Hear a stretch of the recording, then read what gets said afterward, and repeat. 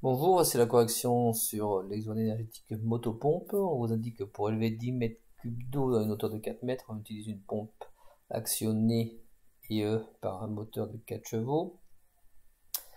Tracez les schémas blocs du système en indiquant toutes les données nécessaires. Donc le moteur associé à la pompe. En entrée du moteur, on a donc la puissance électrique.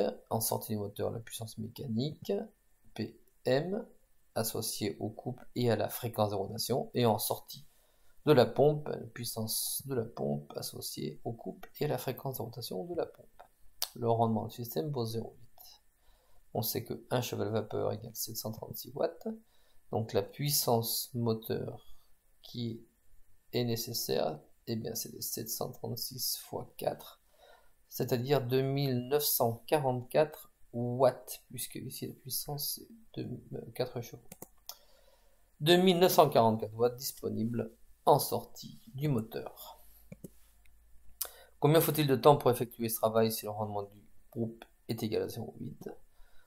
Eh bien, on va donc calculer la puissance en sortie de pompe, puisque la puissance en sortie de pompe est égale à 2944 puissance disponible au moteur, multiplié par le rendement. Donc, en sortie de pompe, on a seulement 2355,2 watts. Quel est le travail d'une force de pesanteur? W égale mgh. La quantité d'énergie, le travail, donc W égale la masse des 10 mètres cubes. 10 mètres cubes, c'est donc 10 000 litres. 1 litre vaut 1 kg. Donc on se retrouve avec 10 000 kg multiplié par 9,81 qui est l'accélération de la pesanteur.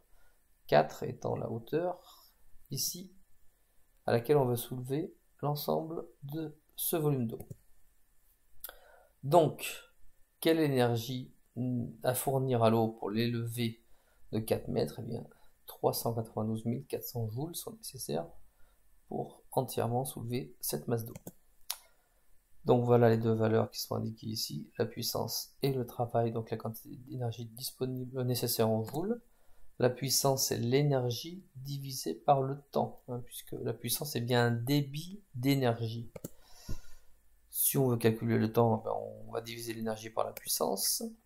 Donc l'énergie 392 400 divisé par la puissance 2355, on se retrouve avec un temps de 166 heures, un peu plus même, qui représente presque 7 jours pour vider ou élever cette eau à une hauteur de 4 mètres. On comprend bien que si on a une pompe plus puissante, on va se retrouver avec un dénominateur plus important, donc un temps plus faible. Merci, à bientôt.